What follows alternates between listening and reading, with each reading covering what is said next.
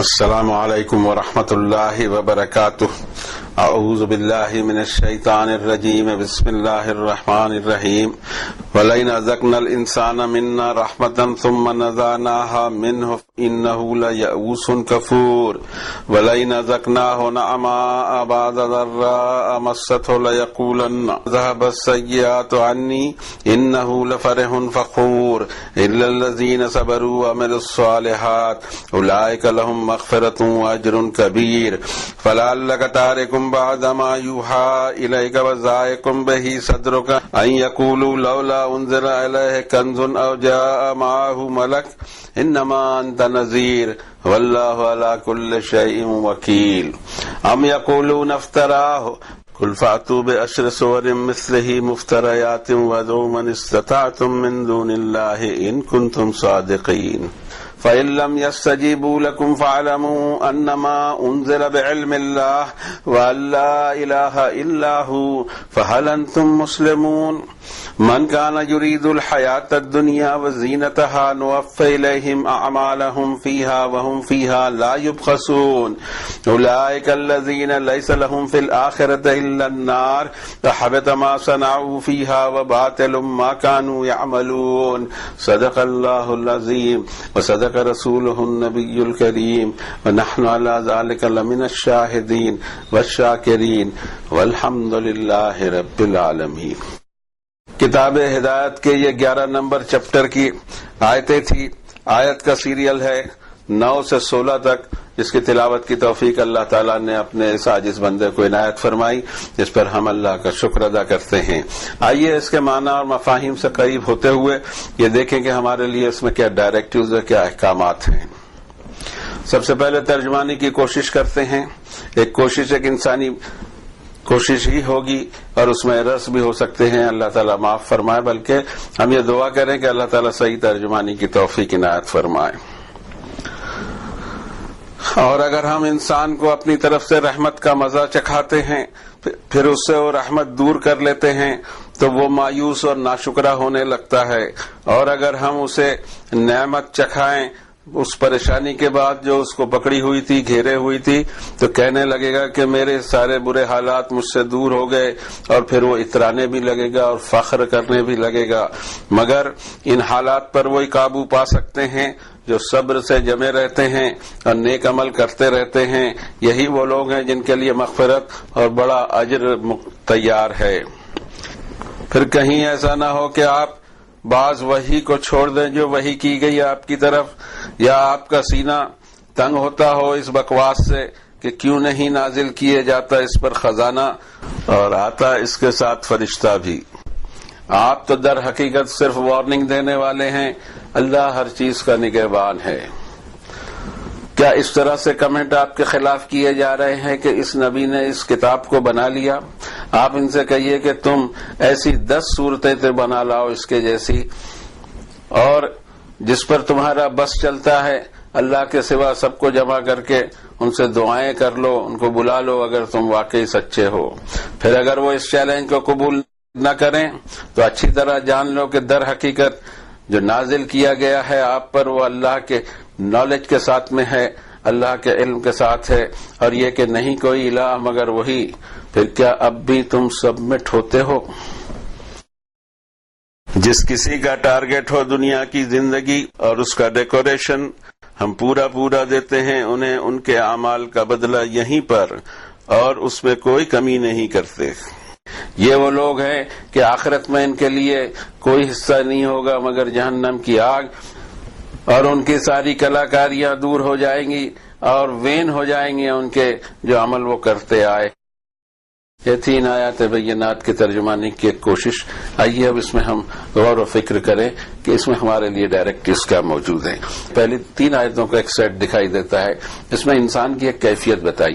قرآن شریف میں جب خطاب کیا جاتا ہے بنی آدم کو یا انسان کو، اس وقت بہت چوکنا ہونے کی ضرورت ہوتی ہے کہ یہ ہمارے اندر امبائب کی ہوئی ایک چیز ہے، امبائب کی ہوئی ہماری ایک سوچ ہے۔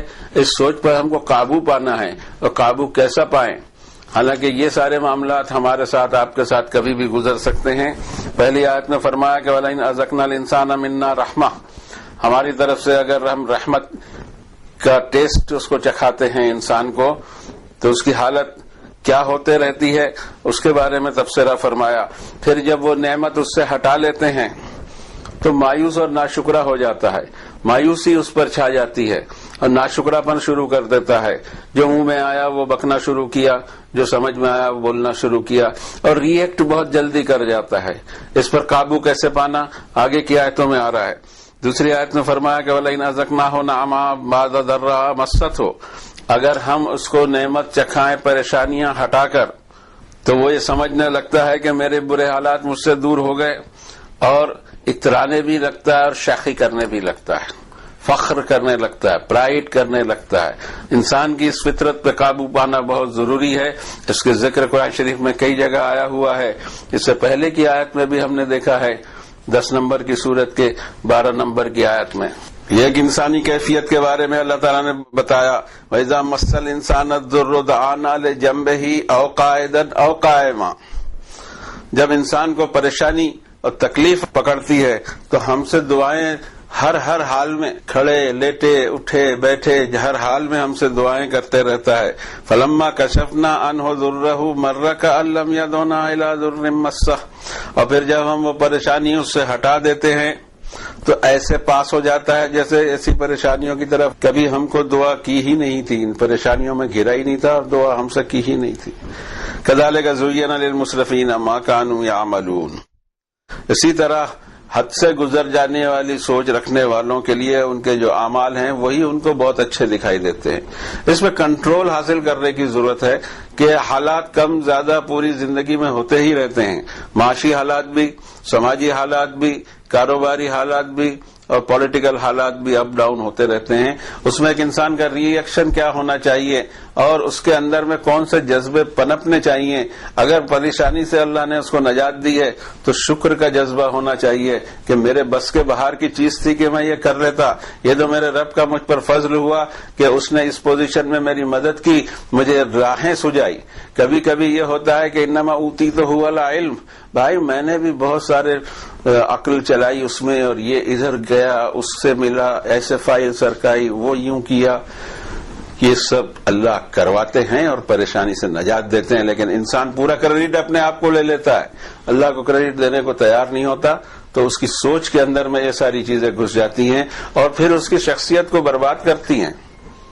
انسان کی شخصیت دھیرے دھیرے دھیرے مسخ ہونے لگتی ہے. اسی کی ایک کیفیت کو اور اللہ تعالیٰ نے بیان کیا، جس میں خصوصی معاشی حالات بیان کیے گئے ہیں. 89 نمبر کی سورت الفجر میں اللہ تعالیٰ فرماتے ہیں کہ فَأَمَّا الْإِنسَانُ، یہاں پھر انسان لفظ آیا، فَأَمَّا الْإِنسَانُ إِذَا مَا ابْتَلَاهُ رَبُّهُ فَأَكْرَمَهُ وَنَعَّمَهُ فَيَقُولُ رَبِّي أَكْرَمَنِ. انسان کے حال یہ ہے کہ جب اس کو ٹیسٹ میں ڈالتا ہے اللہ. دیکھیے ٹیسٹ میں ڈالنا، ہم ٹیسٹ میں ڈالنا صرف ایک چیز کو سمجھتے ہیں کہ پریشانیاں آ گئیں، مالی پریشانی ہے، کوئی بھی اور پریشانی تو اللہ نے ٹیسٹ میں ڈالا. ایسا نہیں ہے، سوچ ہماری غلط ہے. اگر نوازا تو بھی ٹیسٹ ہے.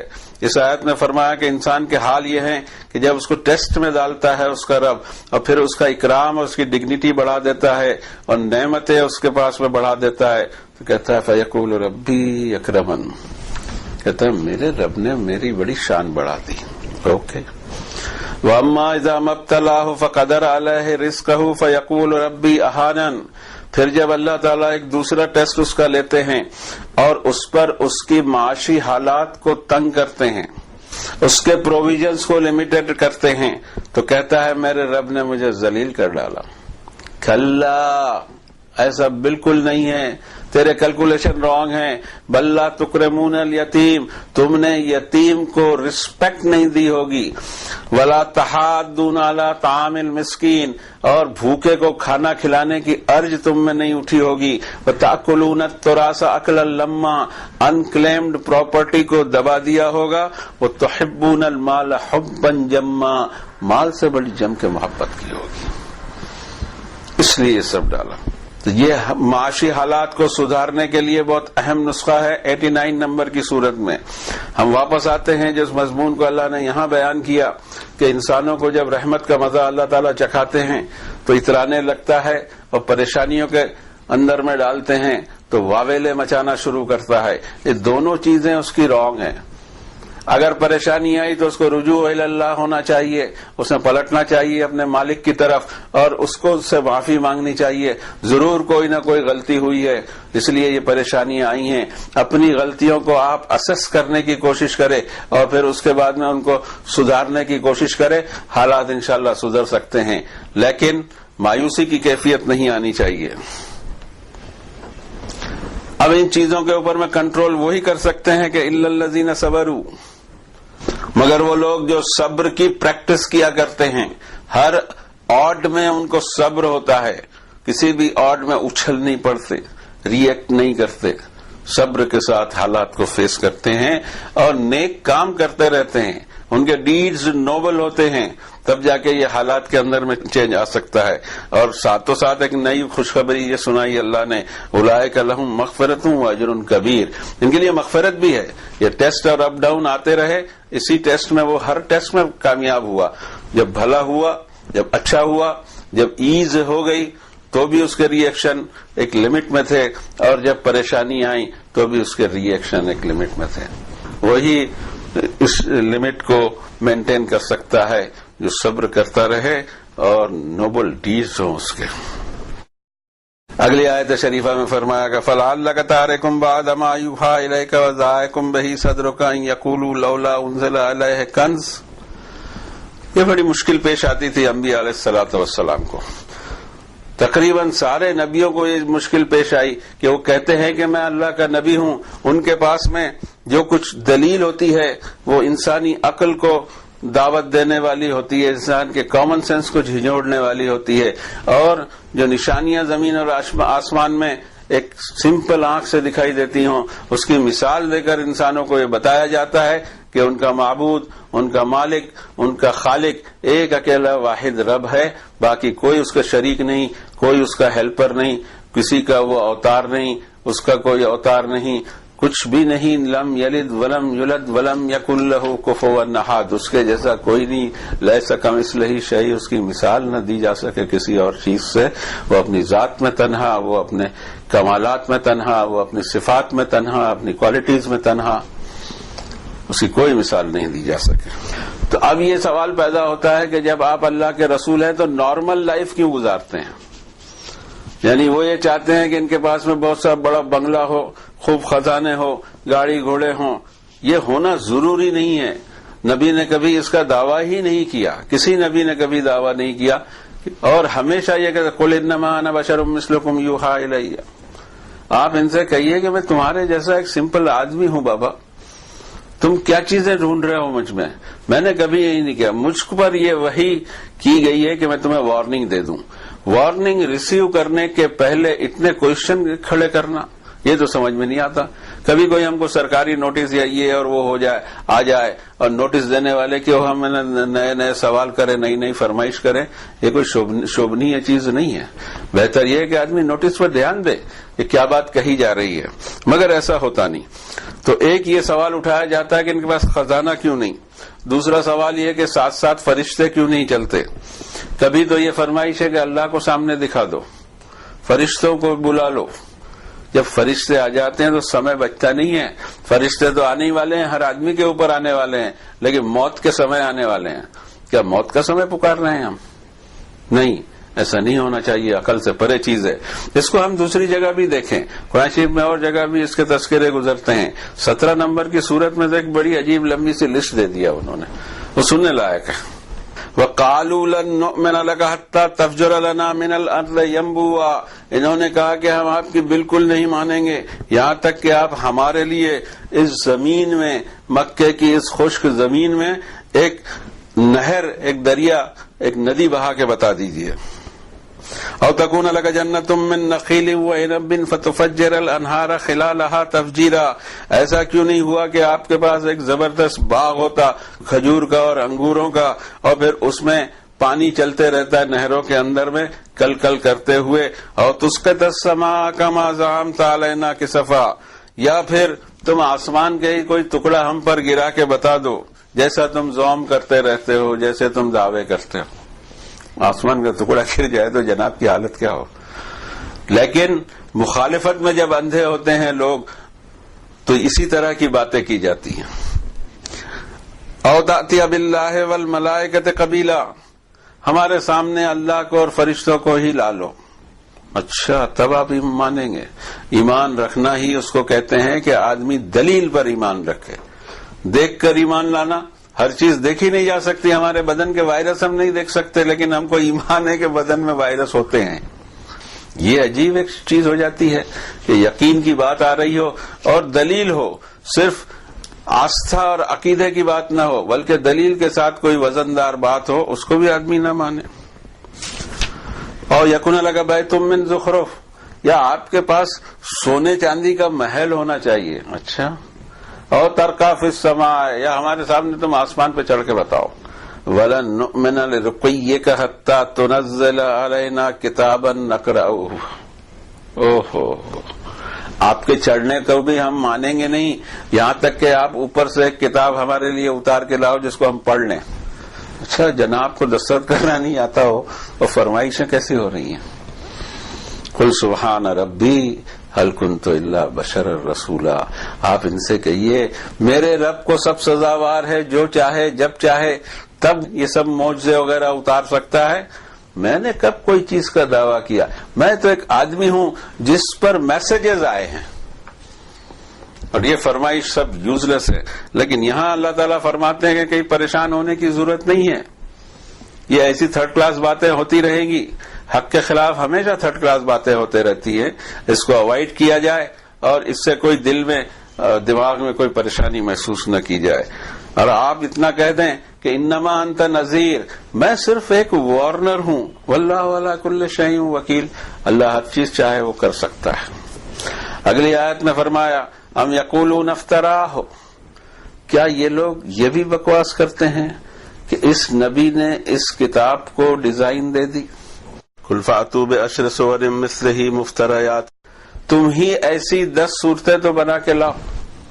یہ آیتوں پہ آیتیں اترتے چلے جا رہی ہیں. ایک سنجیدگی کے ساتھ میں ایک معنی سے بھرپور کتاب اتاری جا رہی ہے.